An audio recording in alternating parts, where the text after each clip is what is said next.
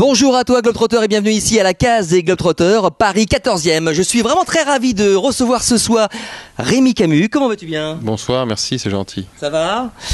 Rémi Camus, je t'ai rencontré sur les réseaux sociaux grâce à une personne qui m'a parlé de toi parce que tu as fait un projet hallucinant il y a maintenant, c'était en octobre 2013 et 2014. Tu as descendu le Mekong, tu vas nous expliquer un petit peu en détail par la suite, en hydrospeed. Donc ça, c'est un projet de fou, mais t'es pas à ta première aventure. Tu as fait quelque chose aussi assez incroyable en Australie. Vite fait, c'était quoi ? J'ai traversé le continent australien, donc j'ai fait Melbourne-Darwin, 5400 km en 100 jours. Sans assistance, forcément, c'est quand même plus intéressant. Sinon, c'est pas mal. Non, voilà, tout à fait. Donc, je tirais une petite remorque de 40 kg pour emmener donc tout le matériel nécessaire. Et le but, c'était de rencontrer donc des communautés aborigènes. J'en ai visité 2. J'ai passé 25 jours avec eux. J'ai appris leur savoir-faire, leur culture, et j'ai passé de très bons moments. Et puis après, c'était également pour récupérer de l'argent pour une maladie qui s'appelle le syndrome de Love, une maladie génétique qui touche principalement les garçons. On a à peu près 90 cas en France. Ça touche, on va dire rapidement, les yeux, les reins et le cerveau. Et généralement, ils ont des espérances de vie assez courtes. Voilà. Et donc, depuis ce voyage-là, tu as eu la volonté de faire encore d'autres projets de voyage. Tu es de Bourges, pourtant. Tu es un restaurateur, tu es dans la restauration, hein, tu as 29 ans. Et qu'est-ce qui t'a amené à te retrouver sur un hydrospeed pour faire le Mekong? Mais d'abord, je voudrais que tu nous expliques un petit peu à ceux qui ne savent pas ce que c'est qu'un hydrospeed. C'est quoi cette bête? C'est exactement un peu comme le même principe que le kayak. On a les mêmes épreuves, c'est de la nage en eau vive, on est allongé sur une planche en mousse, on a les mains à l'intérieur, on se sert de palmes avec une combinaison, un casque, un gilet de sauvetage et on descend les torrents, à fond la caisse. Et à fond la caisse, du delta en fait, de la frontière tibétaine jusqu'au delta du Mekong. Tu as traversé combien de pays? Donc j'en ai traversé 4, le Mekong irrigue 6 pays, mais moi j'en ai traversé 4, c'est beaucoup moins contraignant avec les visas et les problèmes administratifs. Quand j'ai commencé à la frontière tibétaine, c'est très important. Il y a beaucoup de journalistes qui ont fait cette erreur en disant Rémi Camus a fait la totalité du Mekong en hydrospeed, ce qui n'est pas vrai. Pour rentrer au Tibet, il faut avoir un visa chinois. Ensuite, il fallait avoir un permis pour rentrer sur la capitale tibétaine, Lhasa. Ensuite, il fallait avoir un permis pour rentrer dans les restricted areas. Et ensuite, il fallait un permis pour rentrer dans les prohibited areas parce que ça appartient à l'armée. Et le Mekong appartient à cet endroit-là, à l'armée. Donc je me suis dit, le gouvernement chinois il a assez d'argent en ce moment, bon, on va peut-être pas leur donner de plus. Donc j'ai fait pour être sûr de ne pas avoir ce problème et de pas finir au fond du fleuve avec une balle dans la tête parce que je vais traverser une région militaire sans forcément avoir eu le permis. Je préfère chanter la partie de 400 km et commencer à la frontière tibétaine. Donc je n'ai pas fait 4900 km, je n'ai fait que 4400.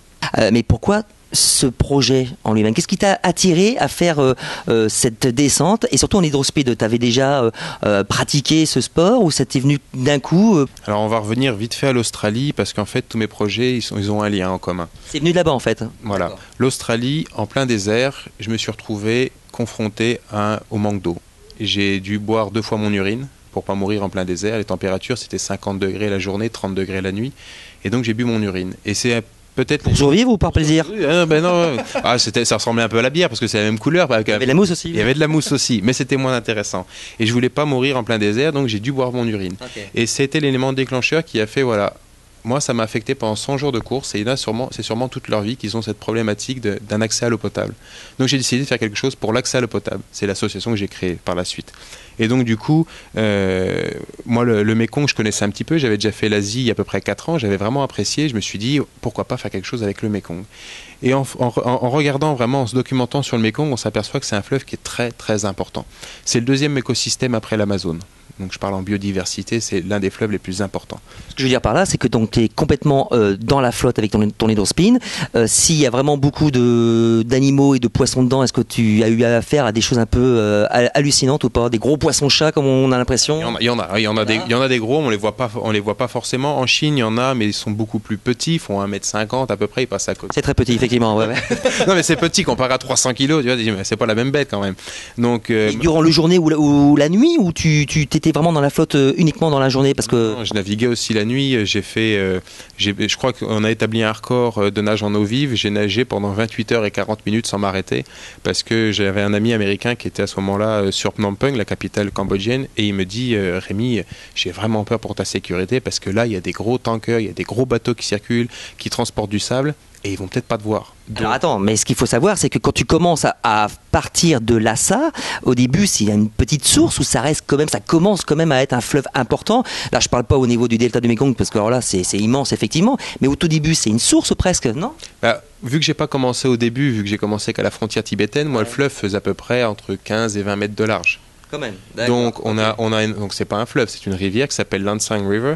On a une vitesse entre 25 et 30 km/h, c'est du très gros volume, ça va très très vite. J'ai fait une pointe à 36 ou 37 je crois, avec des très gros rappels. Je me suis beaucoup entraîné en France, mais c'est pas du tout ce qu'on a en Asie, quoi. C'est très très gros en Asie. Et à un moment donné, tu t'es pas dit, mais je suis en train de faire une connerie là ou quoi? Non, j'avais pas du tout peur, je savais exactement ce que je faisais. Enfin, le projet en lui-même, il y a beaucoup de personnes qui m'ont dit « Oh, encore un qui va s'amuser dans le monde ». Et je lui ai dit « Attendez, il m'a fallu 1 an et 4 mois pour le monter ce projet ».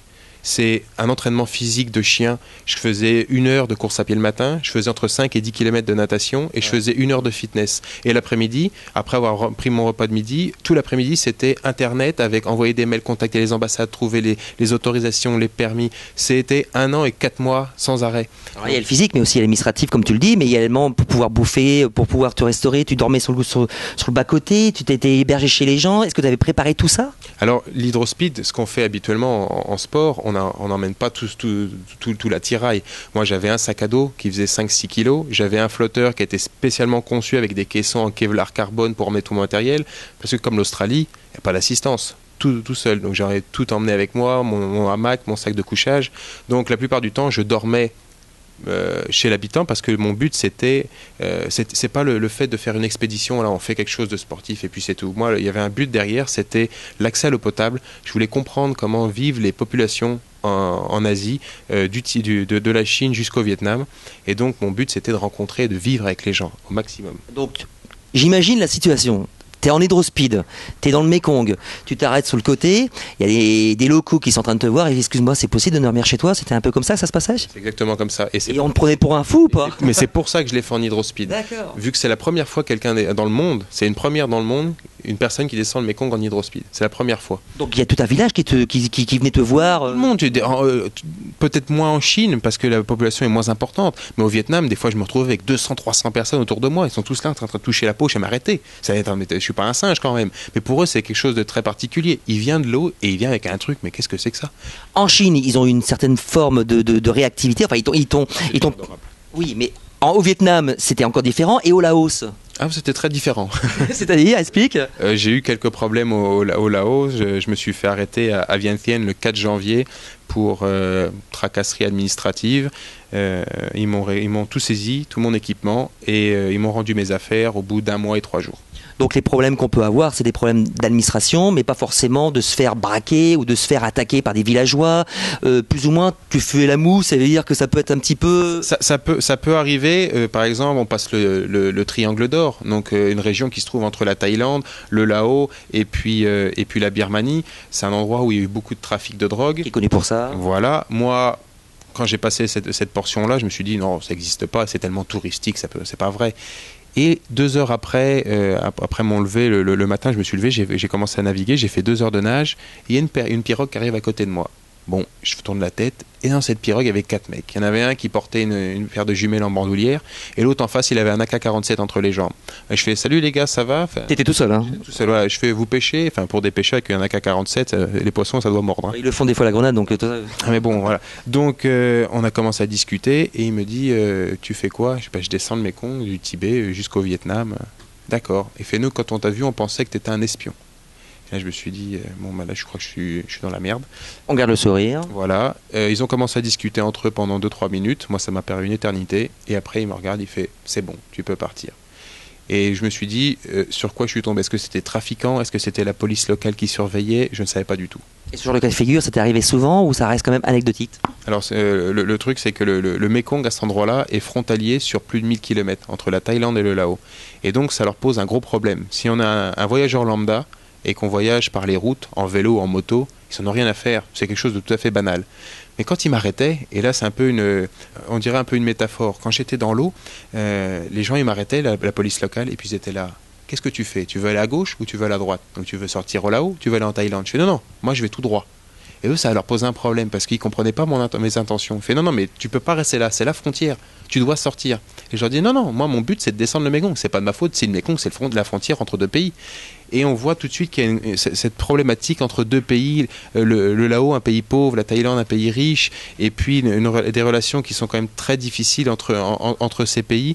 Donc j'ai eu quelques problèmes. Après mon arrestation, entre guillemets, à Vientiane, au Laos, quand je suis reparti le 7 février, je me suis fait contrôler 19 fois sur le fleuve, entre Vientiane et Pak-se, qui est donc la dernière ville au Laos, avant de rentrer directement au Cambodge. 19 fois. 18 fois du côté Laos, une fois du côté Thaï. Et c'était des fois de tout à rien. On contrôlait mon passeport, ou des fois c'était non, non, tu me vides tout, on veut tout regarder. Et des fois c'était de l'absurdité. Il me sortait un téléphone portable, il me fait qu'est-ce que c'est que ça? Je fais, est-ce que je dois vraiment répondre à cette question? Ça doit être un micro-ondes, non? Et donc du coup c'était un peu stupide des fois, mais voilà, on voit vraiment qu'il y a cette problématique avec cette frontière. Donc c'était une aventure hallucinante qui a duré environ 4 à 5 mois. Ça c'est important de le savoir parce que 6 maintenant, bah, bien sûr avec les enquiquinements que tu as eu, tu avais des partenaires. Comment tu as réussi à financer tout ça? Alors quand j'ai commencé à démarcher les partenaires pour trouver de l'argent, un plan financier pour pouvoir réaliser la descente du Mékong, quand je leur sortais le budget, personne ne pensait que c'était possible. Un budget de combien en tout? 20 000 euros. Et les gens ils font 20 000 euros, mais pourquoi? Pour un mois? Je dis non, non, c'est pour la descente entièrement, pour un visa, pour les billets d'avion, pour tout. Et on m'a dit la plupart du temps c'est 200, 300 000 euros. Et je fais mais il y en a beaucoup que j'ai pris à ma charge parce que je trouve que c'est tout à fait logique que si j'ai envie de me payer une bière un soir, et ben c'est pas l'association que j'ai créée qui doit payer pour cette bière. Donc voilà, ça a coûté 20 000 euros. J'ai trouvé beaucoup de partenaires financiers qui m'ont aidé. Ça n'a pas été facile. Je pense que la traversée de l'Australie en courant a permis d'avoir cette notoriété. Parce que, un peu comme l'Australie, quand j'ai commencé à démarcher les partenaires, quand ils m'ont dit mais vous voulez faire quoi, vous? Je fais je vais traverser l'Australie en courant. Ah oui, mais vous êtes numéro 1 de France, en France de course à pied, marathon. Je fais non, j'ai jamais couru de marathon de ma vie. Ah d'accord. Et le véhicule support, il est où? Il n'y en a pas. D'accord. Eh bien, on vous rappellera, monsieur Camus. Et donc depuis, tu es revenu de ce voyage-là avec un projet, parce que tu en avais plein les yeux, tu es parti avec des caméras, avec un appareil photo, et tu as un projet aujourd'hui concret? Alors, je suis parti avec des caméras vidéo, j'ai filmé donc toute la descente, fait une grosse partie de la descente. Là, je reviens juste du Vietnam, il y a à peu près une semaine. Donc, le but de l'association que j'ai créée, c'est favoriser et aider les populations qui en ont besoin d'un accès à l'eau potable. D'accord. Par contre, pour moi, ce qui est très important, c'est le côté scolaire. Il faut éduquer les jeunes. Il faut éduquer la future génération à cette problématique. Si on leur donne les outils jeunes, quand ils sont jeunes, ils sauront se débrouiller plus tard. Donc je suis retourné au Vietnam pour rencontrer un maximum de collégiens, d'étudiants, de personnes. Tu fais beaucoup de conférences, on le voit sur les réseaux sociaux. Énormément, pour vraiment sensibiliser les jeunes à cette problématique, protéger votre environnement. Donc j'ai fait ça pendant un mois au Vietnam. Ça m'a permis également de rencontrer beaucoup de médias. J'ai eu beaucoup d'interviews à la télévision, la presse écrite, la radio. Et puis je cherche à l'heure actuelle encore des partenaires pour le futur projet. Descendre le Mékong, 4400 km, on voit beaucoup de choses. Donc concrètement, tu fais quoi? C'est un livre ou c'est quoi? Alors, il y a plusieurs choses. Il y a le livre qu'on est en train de faire en ce moment même sur la descente du Mékong. Ce livre, ça va être très intéressant. Je pense que ça peut plaire à beaucoup de personnes. C'est un livre interactif. On s'est rendu compte que la plupart des jeunes n'ont plus envie de lire des bouquins de 300-400 pages. Le livre que je veux faire, c'est un livre qui sera principalement pour les 12-16 ans. Et donc, le livre qui va être mis en place, ça sera de l'illustration, de l'écrit. Donc, il y aura un tiers écrit, 2 tiers photo. Et on va mettre des QR codes à l'intérieur. Donc, les gamins, en fait, ils vont être obligés de lire le bouquin. Et de rebondir après sur la suite de l'histoire. Mais ils vont utiliser leur smartphone. Parce que les 3/4 des collégiens, ils ont tous un smartphone. Ils ont l'impression qu'ils sont nés avec et ils veulent plus le lâcher. Donc je leur donne la possibilité de lire et d'utiliser leur smartphone pour regarder des vidéos que j'ai faites moi-même prises sur le vif de la descente du Mékong. Et là, ça peut être pour quand donc la sortie de ce livre interactif? Normalement, ça sera pour juin. Si vous voulez donc continuer à voir toutes ces aventures, toutes les aventures de Rémi Camus, je vous conseille d'aller voir quand même son site internet Expédition Terre Inconnue qui s'affiche juste ici. Tu as un Facebook, tu as un Twitter, je pense que tu as tout ce qu'il faut. Et en tout cas, j'espère qu'on pourra te revoir très prochainement pour d'autres aventures parce qu'il y a beaucoup de choses qui continuent un petit peu à émerger là-haut. Merci encore d'être passé et puis j'espère à une très prochaine fois et j'espère pourquoi pas au Festival des Globetrotters ou au Festival Partir Autrement. Je l'espère. Merci Stéphane, merci pour ce soir. À très bientôt. À bientôt. Au revoir.